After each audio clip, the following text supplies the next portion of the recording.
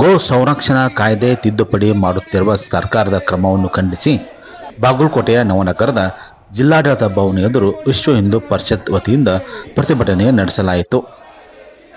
ಗೋ ರಕ್ಷಣಾ ವಿಭಾಗದ ವತಿಯಿಂದ ಪ್ರತಿಭಟನೆ ನಡೆಸಿ ಸರ್ಕಾರದ ವಿರುದ್ಧ ಘೋಷಣೆ ಹಾಕಿ ಆಕ್ರೋಶ ವ್ಯಕ್ತಪಡಿಸಿದರು. ಹಿಂದಿನ ಸರ್ಕಾರ ಗೋ ಹತ್ಯೆ ತಡೆಯಲು ಜಾರಿಗೆ ತಂದ ಕಾನೂನು ಸಡಿಲಗೊಳಿಸುವ ರಾಜ್ಯ ಸರ್ಕಾರದ ಹುನ್ನಾರ ಮಾಡುತ್ತಿದೆ ಎಂದು ಪ್ರತಿಭಟನಾಕಾರರು ಆರೋಪಿಸಿ ಆಕ್ರೋಶ ವ್ಯಕ್ತಪಡಿಸಿದರು. ಈ ಸಂದರ್ಭದಲ್ಲಿ ಮುಖಂಡರಾಗಿರುವಂತಹ ಬಸವರಾಜ್ ಎಂಕಂಚಿ ಹಾಗೂ ಕುಮಾರಸ್ವಾಮಿ ಹಿರೇಮಠ ಸೇರಿದಂತೆ ಇತರ ಮುಖಂಡರು ಭಾಗವಹಿಸಿದರು. ಮುಖಂಡರು ಈ ಸಂದರ್ಭದಲ್ಲಿ ಮಾತನಾಡಿ, ಗೋ ಹತ್ಯೆಗೆ ಸಹಕಾರ ನೀಡಲು ರಾಜ್ಯ ಸರ್ಕಾರದಿಂದ ನೂತನ ಗೋ ಸಂರಕ್ಷಣಾ ತಿದ್ದುಪಡಿ ವಿಧೇಯಕ ಜಾರಿಗೆ ತರುತ್ತಿದೆ. ಬೆಳಗಾವಿ ಅಧಿವೇಶನದಲ್ಲಿ ಉತ್ತರ ಕರ್ನಾಟಕದ ಅಭಿವೃದ್ಧಿ ಬಗ್ಗೆ ಚರ್ಚೆ ಮಾಡುವ ಬದಲು ಇಂಥ ಹಿಂದೂ ವಿರೋಧಿ ಕೆಲಸ ಮಾಡಲು ಸರ್ಕಾರ ಮುಂದಾಗಿದೆ ಎಂದು ಆರೋಪಿಸಿದರು. ನಂತರ ತಮ್ಮ ವಿವಿಧ ಬೇಡಿಕೆ ಇರುವ ಮನವಿಯನ್ನು ಜಿಲ್ಲಾಧಿಕಾರಿಗಳ ಮೂಲಕ ಸರ್ಕಾರದ ಮುಖ್ಯ ಕಾರ್ಯದರ್ಶಿಗಳಿಗೆ ಸಲ್ಲಿಸಿದರು. ಏನಾದ್ರೂ ಮಂಡನೆ ಒಂದು ಗೋ ಹತ್ಯೆ ಕಾಯ್ದೆ ಸಡಿಲಿಕೆ ಆಗಬಾರ್ದು. ಕಾಯ್ದೆ ಯಾವ ತರ ಇತ್ತೋ ಅದೇ ತರ ಆಗ್ಬೇಕು. ನೋಡ್ರಿ, ಬರೀ ಒಂದು ಬಾಂಡ್ ಬರೆದು ಕೊಟ್ರೆ ಗಾಡಿ ಬಿಡ್ತಾರಂತ ಎಸಿ ಆಫೀಸ್. ಇದ್ರ ಪವರ್ ಎಲ್ಲ ಇರೋದು ಎಸಿಗಳಿಗೆ. ಏನು ಆರ್ಡರ್ ಆಗತ್ತಂದ್ರೆ ಬಾಂಡ್ ಕೊಟ್ರೆ ಗಾಡಿ ಬಿಟ್ಟು ಬಿಡ್ಬೇಕಂತ, ಹಕ್ಕಳ ಬಿಟ್ಟು ಬಿಡ್ಬೇಕಂತ.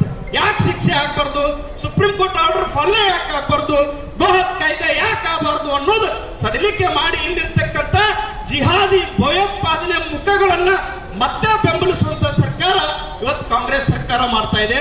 ಅದಕ್ಕೆ ಆತ್ಮೀಯ ನನ್ನೆಲ್ಲ ಕಾರ್ಯಕರ್ತರು ನಾವು ಇಲ್ಲಿ ಕೂತಾರ, ನಾವೆಲ್ಲರೂ ತಲೆಯಾಗಿ ಇಟ್ಕೋಬೇಕು. ಬರೀ ಗೋ ಹತ್ಯೆ ಕಾಯ್ದೆ ಬಂತ ಇವತ್ತು ನಾವು ಮನವಿ ಕೊಟ್ಟರೆ ಸಾಲಂಗಿಲ್ಲ. ಇಲ್ಲಿದ್ದವ್ರು ನಾವು ಸಹಿತ ನಾಳೆ ನಮ್ಮ ಜಿಲ್ಲೆ ಎಲ್ಲಾ ತಾಲೂಕುಗಳಲ್ಲಿ ನಾವು ನಮ್ಮ ಮನವಿಗಳನ್ನ ಕೊಡೋದಿದೆ.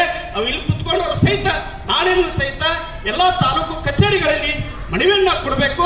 ಅದು ಮುಂದೆ ಏನಾದ್ರೂ ಹೋಗ ಇದು ಬೃಹತ್ ಪ್ರತಿಭಟನೆ ರೂಪದಲ್ಲಿ ತಾಳುತ್ತೆ ಅನ್ನೋ ವಿಚಾರವನ್ನ ನಮ್ಮೆಲ್ಲ ಹಿರಿಯರು ವಿಚಾರಧಾರೆಗಳು ಇಟ್ಕೊಂಡಿದಾರ. ನಾಳೆ ದಿವಸ ಅದು ಆಗಬಾರ್ದು ಅನ್ನೋದೇ ನಮ್ದು ಇವತ್ತಿನ ಮನವಿ ಆಗಿದೆ. ಬೋಲೋ ಭಾರತ್ ಮಾತಾ ಕಿ ಜೈ, ಭಾರತ್ ಮಾತಾ ಕಿ ಜೈ. ಬಾಗಲಕೋಟೆ ಜಿಲ್ಲೆಯ ಬೆಳಗಿ ಹತ್ತಿರ ನಿರ್ಮಾಣ ಆಗುತ್ತಿರುವ 220 ಕೆವಿ ಪವರ್ ಸ್ಟೇಷನ್ ಕಾಮಗಾರಿ ಕಳಪೆಯಾಗಿದೆ. ಈ ಕಾಮಗಾರಿಯಲ್ಲಿ ಭಾರೀ ಪ್ರಮಾಣದಲ್ಲಿ ಭ್ರಷ್ಟಾಚಾರ ನಡೆದಿದ್ದು, ಈ ಬಗ್ಗೆ ಕೆಪಿಟಿಸಿಎಲ್ ಅಧಿಕಾರಿಗಳು ಮತ್ತು ಗುತ್ತಿಗೆದಾರರ ವಿರುದ್ಧ 4 ತಿಂಗಳ ಹಿಂದೆ ದೂರು ಸಲ್ಲಿಸಿದರೂ ಲೋಕಾಯುಕ್ತ ಪೊಲೀಸರು ಯಾವುದೇ ಕ್ರಮ ತೆಗೆದುಕೊಂಡಿಲ್ಲ. ಅಲ್ಲದೆ ಲೋಕಾಯುಕ್ತ ಎಸ್ಪಿ ಸಹ ಗುತ್ತಿಗೆದಾರರನ್ನು ರಕ್ಷಣೆ ಮಾಡುವ ಕೆಲಸ ಮಾಡುತ್ತಿದ್ದಾರೆ ಎಂದು ದೂರುದಾರರು ಹಾಗೂ ಗುತ್ತಿಗೆದಾರ ಆಗಿರುವಂತಹ ಅಶೋಕ್ ಮುತ್ತಿನಮಠ ಆರೋಪಿಸಿದ್ದಾರೆ. ಅವರು ಪತ್ರಿಕಾಭವನದಲ್ಲಿ ಮಾಧ್ಯಮ ಪ್ರತಿನಿಧಿಗಳೊಂದಿಗೆ ಮಾತನಾಡುತ್ತಾ, ಬಿಳ್ಗಿ ಬಳಿಯ 124 ಕೋಟಿ ರೂಪಾಯಿಗಳ ಪವರ್ ಸ್ಟೇಷನ್ ನಿರ್ಮಾಣ ಕಾಮಗಾರಿ ಕಳಪೆ ಮಟ್ಟದಾಗಿದೆ.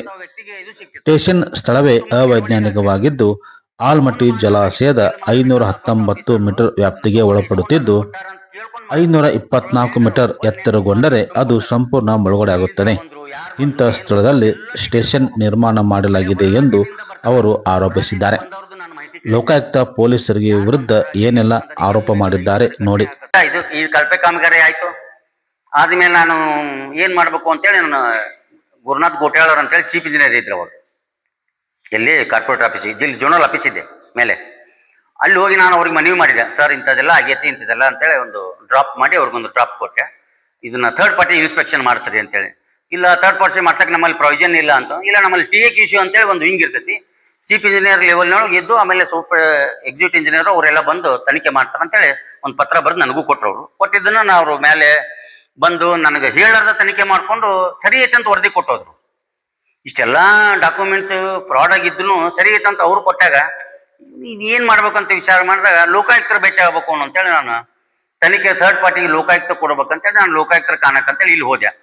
ಲೋಕಾಯುಕ್ತರ ಕಾಣಕ್ಕೆ ಹೋದಾಗ ಅವರು ಯಾರೋ ಇದ್ದವ್ರು ಇರಲಿಲ್ಲ, ಇನ್ನೊಬ್ರು ಇನ್ಚಾರ್ಜ್ ಇದ್ರು ಟಿ ಮಲ್ಲೇಶ್ ಅಂತೇಳಿ ಬಿಜಾಪುರದಾಗ. ನಾನು ಅವ್ರಿಗೂ ಬಿಜಾಪುರದಾಗ ಏಪ್ರಿಲ್ನಾಗ 1ನೇ ತಾರೀಕಿಗೆ ಹೋಗಿ ಅವ್ರಿಗೆ ಭೇಟಿ ಆದೆ. ಸರ್ ಇಂತಿಂಥ ಪ್ರಕರಣ ಐತಿ ಹಿಂಗೆ ಅಂತೇಳಿ ಅವರೆಲ್ಲ ನಾವು ಕೂತ್ಕೊಂಡು ಪರಿಶೀಲನೆ ಮಾಡಿ ಡಾಕ್ಯುಮೆಂಟ್ಸ್ ಎಲ್ಲ ನೋಡ್ಕೊಳ್ಳಿ. ಇದು 17 ಇಯರ್ ಕೇಸ್ ದಾಖಲಾಗುವಂಥದ್ದು, ಇಮಿಡಿಯೇಟ್ ಬರ್ತೀನಿ ನಾಳೆಗೆ ಬರ್ತೀನಿ ಅಂತೇಳಿ ಆಯ್ತು ಅಂತ ರೆಡಿ ಮಾಡ್ಕೊಂಡು ಬಾಗಲಕೋಟೆಗೆ ಬಂದು ಬಾಗಲಕೋಟೆಗೆ ಬಂದ ಮೇಲೆ ತೊಗೊಂಡ್ರು ನನ್ನ ಕಡೆ ಎಲ್ಲ ಮಾಹಿತಿ ತೊಗೊಂಡ್ರು. ಅಲ್ಲಿ ರಮೇಶ್ ಕಾಂಬಳೆ ಅಂತ ಒಬ್ಬರು ಇನ್ಸ್ಪೆಕ್ಟರ್ ಇದ್ರು. ಇನ್ವೆಸ್ಟಿಗೇಷನ್ ಆಗಬೇಕಲ್ಲ ಇದ್ರ ಬಗ್ಗೆ, ನನ್ನೆಲ್ಲ ದಾಖಲೆಗಳನ್ನು ಪರಿಶೀಲನೆ ಮಾಡಿದರು. ಪರಿಶೀಲನೆ ಮಾಡಿ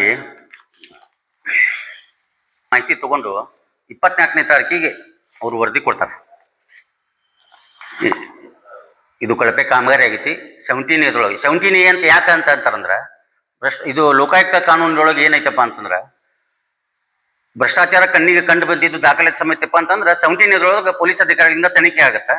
ಇವರು ವರದಿ ಕೊಡ್ತಾರ, ಇನ್ಸ್ಪೆಕ್ಟರ್ ವರದಿ ಕೊಟ್ಟ ಮೇಲೆ SP ಕಡೆ ಹೋಗತ್ತಿ, ಅಲ್ಲಿ ಮೇಲೆ IG ADG ಕಡೆ ಹೋಗಿ ಕಾರ್ಪೊರೇಟರ್ ಆಫೀಸಿಗೆ ಪರ್ಮಿಷನ್ ತೊಗೊಂತಾರೆ. ಇಂಥ ಭ್ರಷ್ಟಾಚಾರ ಕಂಡು ಬಂದೈತಿ, ನೀವು ಪರ್ಮಿಷನ್ ಕೊಡ್ಬೇಕಂತ ಅವ್ರು ಇಮಿಡಿಯೇಟ್ ಪರ್ಮಿಷನ್ ಕೊಡ್ತಾರೆ. ಅವ್ರ ಮೇಲೆ FIR ಆಗುತ್ತೆ. ಇದು ಶಾರ್ಟ್ ಟೈಮ್ನಾಗ 1-2 ತಿಂಗಳ ಮುಗಿಯುವಂಥ ಪ್ರಕರಣ. ಆಯಿತು ಅಂತೇಳಿ ನಾನು ಕೊಟ್ವಿ, ತೊಗೋತೀನಿ ಅಂತೇಳಿ ನನ್ನ ಹತ್ರ ಎಲ್ಲನೂ ದಾಖಲೆ ತೊಗೊಂಡು ವರದಿ ಕೊಟ್ಟರು. ವರದಿ ಆದಮೇಲೆ ನಾನು ಮುಂದೆ ತಿಂಗಳು ಹೊತ್ತು 2 ತಿಂಗಳು ಹೊತ್ತು ಯಾಕೋ ನನಗೆ ಅವ್ರದ್ದು SP ಅವ್ರ ಕಡೆ ಭೇಟಿ ಹಾಕೋದೆ, ಏನಾಯ್ತು ಸರ್ ನಾ ಕೊಟ್ಟ ಪ್ರಕರಣ ಏನಾಯ್ತು ಅಂತೇಳಿ ಇದನ್ನ ಮಾಹಿತಿ ತೊಗೊಂಡು ಅವ್ರು ಇಟ್ಕೊಂಡು ನನಗೊಂದು ಕಾಪಿ ಕೊಟ್ಟರು ಅವ್ರ SP ಅವರು. ಸರ್ ಏನಾಯ್ತು ಅಂದ್ಕೊಂಡು ನನಗೆ ಮಕನೂ ಸ್ವಲ್ಪ ತೋರ್ಸಾಕತ್ತಿದ್ದಿಲ್ಲ ಅವರು. ಯಾಕಪ್ಪ ನನಗೂ ಯಾಕೋ ಡೌಟ್ ಬಂತು. ಆಮೇಲೆ 1 ತಿಂಗಳು ಆದಮೇಲೆ ಮತ್ತೆ 3 ತಿಂಗಳು ಆದಮೇಲೆ ನನಗೆ ಇನ್ಸ್ಪೆಕ್ಟರ್ ಕರೆದ್ರು, ರಮೇಶ್ ಕಾಂಬ್ಳೆ ಅವರು ಕರೆದು, ಇಲ್ಲ ಸಾಹೇಬರು ಇದು 17 ಬರಂಗಿಲ್ಲ, 18ದಾಗ ತುಂಬ್ರಿ ಅಂತ. 17 ಪ್ರಕರಣ ಇದು ಇದೆ, 18 ಎಲ್ಲಿ ಇದು ಇದೇನ್ರಿ ಅಂತಂದೆ ನಾನು. ಮಾಡಿ ಆಯ್ತಾ ಸರ್ ನಾನು ಏನು ಮಾಡ್ಬೇಕು, ನಾನು ಹೆಂಗೆ ಮಾಡ್ಬೇಕು ಅಂತೇಳಿ ನಾನು ಅವ್ರಿಗೆ ಇನ್ಸ್ಪೆಕ್ಟ್ರಿಗೆ ಉತ್ತರ ಕೊಟ್ಟು ಬಂದೆ. ಆಮೇಲೆ ನನಗೆ SP ಮೇಲೆ ಅನುಮಾನ ಬಂದ್ಕೊಂಡು ಇವು ಕಾಂಟ್ರಾಕ್ಟರು ಮತ್ತು ಇವರು ಯಾರು KPTCL ಅಧಿಕಾರಿಗಳದಾರಲ್ಲ, ಸ್ವಲ್ಪ ರಾಜಕೀಯ ಪ್ರಭಾವಿಗಳದಾರ. ಏನು ಮಾಡೋಣ ಅಂತ ತಿಳ್ಕೊಂಡು ನಾನು ಏನರ ವಿಚಾರ ಮಾಡ್ಕೊಂಡು ಬರೋಳಗೆ SP ಗಾಡಿ SP ಮನಿ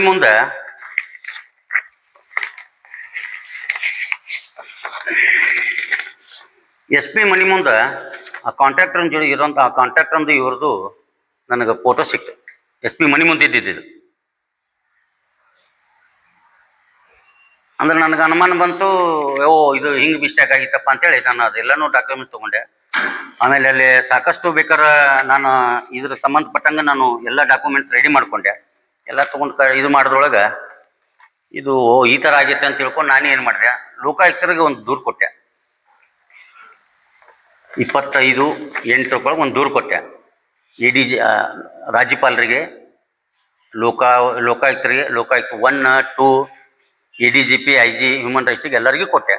ಸರ್ ಈ ಥರ ನಿಮ್ಮ SP ಬಾಗಲಕೋಟೆ SP ಅವರು ನನ್ನ ಕಡೆ ಒಂದು ನಾನು ಭ್ರಷ್ಟಾಚಾರ ಬಗ್ಗೆ ಕೇಸ್ ಕೊಟ್ಟಿದ್ದೆ.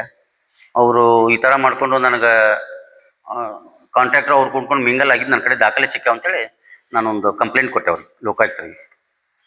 ಆಯಿತು ಅಂತೇಳಿ ಅದನ್ನು ಅವರು ನನಗೆ ರೆಡ್ಡಿ ಅಂತೇಳಿ ರಿಜಿಸ್ಟ್ರಿ ಇರ್ತಾರೆ, ಅವ್ರು ನನ್ನ ಕರೆದು ಮಾತಾಡಿದರು. ಏನು ಸರ್ ಏನು ಕೊಟ್ಟಿದ್ದೀರಾ ಹಿಂಗೆ ಅಂತೇಳಿ. ಇಲ್ಲ ನನ್ನ ಕರೆದ್ರೆ ನಾನು ಹೋಗಿ ಡಾಕ್ಯುಮೆಂಟ್ಸ್ ತೊಗೊಂಡು ಹೋದೆ, ತೋರಿಸಿದೆ ಅವ್ರಿಗೆ. ನಾನು ಇಲ್ಲ ಇದು ನೀವು ಸಾಹೇಬರಿಗೆ ಭೇಟಿ ಆಗುತ್ತೆ ಅಂದ್ರೆ ನಾನು BS ಪಾಟೀಲ್ರ ಕಡೆ ಹೋದೆ. ಜನರಿಗೆ ಏನಪ್ಪ ಲೋಕಾಯುಕ್ತರ ಬಗ್ಗೆ ಅಂದ್ರೆ ಒಂದು ಒಳ್ಳೆಯ ನ್ಯಾಯ ಸಿಗ್ತೈತಿ ಅಂತೇಳಿ ವಿಚಾರ ಮಾಡ್ಕೊಂಡು ನಾನು ಅವ್ರ ಹತ್ರ ಒಳ್ಳೆ ಮನುಷ್ಯರದಂತ ಅವ್ರ ಹತ್ರ ಹೋದಾಗ ಸರ್ ನಿಮ್ಮ ಏನು ಪ್ರಕರಣ ಅಂತಂದ್ರೆ, ಸರ್ ಹಿಂಗೆ ನಿಮ್ಮ SP ಒಂದು ಕಳಪೆ ಕಾಮಗಾರಿ ಆಗಿದ್ದು ದಾಖಲೆ ಸಮೇತ ಕೊಟ್ಟಿನಿ. ನಾನು ಎಕ್ಸಿಕ್ಯೂಟಿವ್ ಇಂಜಿನಿಯರ್ ಅಟೆಸ್ಟೆಡ್ ಆಗಿದ್ದು ಸಹಿ ಇದ್ದಿದ್ದು ದಾಖಲೆ ಕೊಟ್ಟಿದ್ದೀನಿ. ಫ್ರಾಡ್ ಆಗಿತ್ತು ಅಂತೇಳಿ 17 ದಾಖಲೆ ಮಾಡ್ತೀನಿ ಅಂತ ಹೇಳ್ಕೊಂಡು ಆಮೇಲೆ 18 ಅಂತ ಹೇಳಕತ್ತಾರ. ನನಗೆ ಅವ್ರನ್ನ ಈ ತನಿಖೆಯೊಳಗೆ ಅವ್ರು ಏನಾದರೂ ಅದರೊಳಗೆ ಇದ್ರಂದ್ರೆ ತಮ್ಮ ಪ್ರಭಾವ ಬಳಸಿ ಮೇಲೆ ತಮ್ಮ ಅಧಿಕಾರಿಗಳಿಗೆ ಒತ್ತಡ ಹಾಕಿ ಇದನ್ನ ಹಳ್ಳು ಕಚ್ಚು ಪ್ರೋಗ್ರಾಮ್ ಮಾಡ್ತಾರೆ, ಅದಕ್ಕೆ ನಾವು ಬದಲಾವಣೆ ಮಾಡ್ರಿ ಅಂತೇಳಿ ನಾನು ಅವ್ರ ಹತ್ರ ವಿನಂತಿ ಮಾಡ್ಕೊಂಡೆ. ಇವ್ರು ಮಾಡ್ತಾರೆ, ಇದಕ್ಕೆ ತನಿಖೆ ಮಾಡ್ತೀನಿ ಅಂತೇಳಿ ನನಗೆ ಅವರು ಆಶ್ವಾಸನೆ ಕೊಟ್ಟೋದ್ರು. ನಾನು ವಾಪಸ್ ಹೊರಗೆ ಬಂದೆ. ಅದಾದಮೇಲೆ ಮತ್ತೆ ಯಾಕೆ ಇನ್ನೂರಿಗೆ ಅವನು ಏನು ಕೆಲಸ ಆಗಲಿಲ್ಲ. ಅವನು ಸ್ವಲ್ಪ ಪ್ರಭಾವಿತಾನ, ಲೋಕಾಯುಕ್ತರ ಹೆಸರು ಬಳಸ್ಕೊಂತ ಅಡ್ಡಾಡಕತ್ಬಿಟ್ಟ. ಏನಾಗಿಲ್ಲ, ಯಾರು ಏನು ಮಾಡ್ತಾರೆ, ನಾನು ಲೋಕಾಯುಕ್ತರು ನಾನು ಕೊಡಿಸಲು ಹೋದಾರ. ನಾನು ಅವ್ರು ಲೋಕಾಯುಕ್ತರು ಹೇಳಿದ್ದೀನಿ, ಸರ್ ನಿಮ್ಮ ಹೆಸರು ದುರುಪಯೋಗ ಪಡಿಸ್ಕೊಳಕತ್ತಾನ, ಇಲ್ಲಿ ಕುಂತಂಥವ್ರು ಎಂತೆಂಥ ಮುಖ್ಯಮಂತ್ರಿಗಳನ್ನ ಸಹಿತ ಅರೆಸ್ಟ್ ಮಾಡಿದ್ದು ಜಗದವ್ರು ಅದರ ಇಲ್ಲಿ.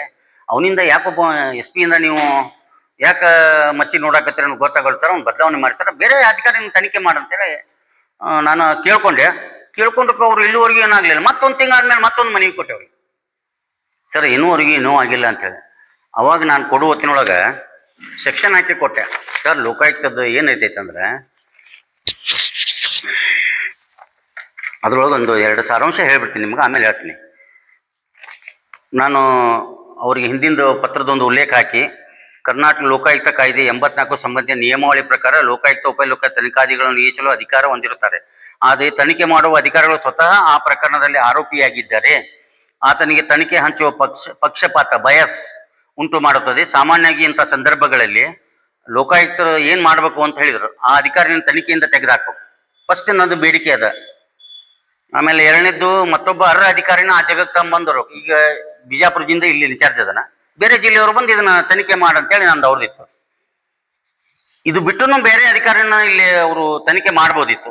ಭ್ರಷ್ಟಾಚಾರ ಆರೋಪಿಸುವ ಎದುರು ಅಧಿಕಾರಿ ತನ್ನದೇ ವಿರುದ್ಧ ದೂರನ್ನು ತನಿಖೆ ಮಾಡಲು ನಿಯೋಜಿಸಲಾಗುವುದಿಲ್ಲ ಅಂತೇಳಿ ಅವ್ರಿಗೆ ನಾನು ಸೆಕ್ಷನ್ ಹಾಕಿ ನಿಮ್ಮ ಕಾನೂನು ಏನು ಹೇಳ್ತೈತೆ ಅಂತ ಅದ್ರೊಳಗೆ ಕಾಣಿಸಿ ಕೊಟ್ಟರು. ಡಿಸೆಂಬರ್ 19ರಿಂದ 21ರವರೆಗೆ 3 ದಿನಗಳ ಕಾಲ ಚಾಲುಕ್ಯ ಉತ್ಸವ ನಡೆಸಲಾಗುವುದು ಎಂದು ಜಿಲ್ಲಾ ಉಸ್ತುವಾರಿ ಸಚಿವರಾಗಿರುವಂತಹ ಆರ್.ಬಿ. ತಿಮ್ಮಾಪುರ್ ತಿಳಿಸಿದ್ದಾರೆ. ಬಾದಾಮಿ, ಪಟ್ಟದಕಲ ಹಾಗೂ ಐಹೊಳೆಯಲ್ಲಿ ತಲಾ 1 ದಿನ ನಡೆಯಲಿದ್ದು ಚಾಲುಕ್ಯ ಉತ್ಸವವು ಅದ್ದೂರಿಯಾಗಿ ಆಚರಿಸಲು ನಿರ್ಧರಿಸಲಾಗಿದೆ ಎಂದು ಸಚಿವರು ಮಾಹಿತಿ ನೀಡಿದರು.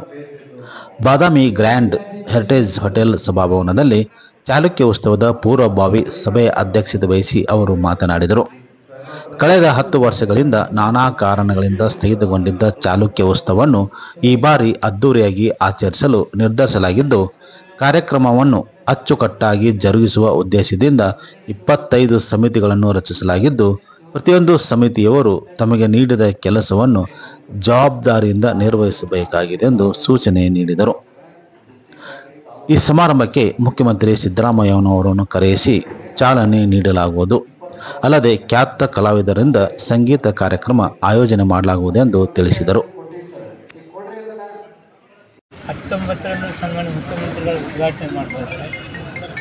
ಅದರ ಪೂರ್ವಭಾವಿ ತಯಾರಿಯನ್ನು ನಮ್ಮ ಶಾಸಕರು, ಜಿಲ್ಲಾಧಿಕಾರಿಗಳು, CEO-ಅವರು, SP-ಅವರು ಎಲ್ಲ ಅಧಿಕಾರಿ ಮಿತ್ರರು ಚೆನ್ನಾಗಿ ಆರ್ಗನೈಸ್ ಮಾಡ್ಕೊಂಡಿದ್ದಾರೆ. ಏನು ಬೇಕು, ಯಾವ ರೀತಿ ಆಗಬೇಕು ಅಂತಕ್ಕಂಥದ್ದನ್ನು ನಾವು ಬಾದಾಮಿಯಲ್ಲಿ ಇವತ್ತು ಚಿಮ್ಮನಕಟ್ಟೆಯವರ ನೇತೃತ್ವವನ್ನು ನಾವು ಎಲ್ಲದನ್ನೂ ಅವ್ರ ಜವಾಬ್ದಾರಿ ಕೊಡ್ತಾಯಿದ್ದೀವಿ. ಮತ್ತು H.Y. ಮೇಟಿ ಸಾಹೇಬ್ರಿದ್ದರೆ ಅವರು ಇವತ್ತು ನಮ್ಮನ್ನ ಈ ಕೆಲವು ವಿಚಾರಗಳಲ್ಲಿ ಅವ್ರು ಮುನ್ನುಗ್ಕೊಂಡು ಮಾಡ್ತಾಯಿದ್ರು ಮತ್ತು ಎಲ್ಲ ಬಂದು ಬೇಯಿಸ್ತಾ ಇದೆ.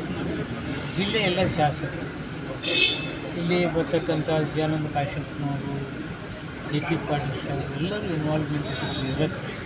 ಎಲ್ಲ ಜನಪ್ರತಿನಿಧಿಗಳ ಜೊತೆಗೆ ಅಧಿಕಾರಿ ಮಿತ್ರರು ಇದು ಚೆನ್ನಾಗಿ ಮಾಡಬೇಕು ಅಂತಕ್ಕಂಥ ಭಾವನೆಯನ್ನು ಇಟ್ಕೊಂಡಿದ್ದಾರೆ. ಆ ದಿಶೆಯಲ್ಲಿ ಕಾರ್ಯಕ್ರಮಗಳ ತಯಾರಿ ನಡೀತಾ ಇದ್ದಾವೆ.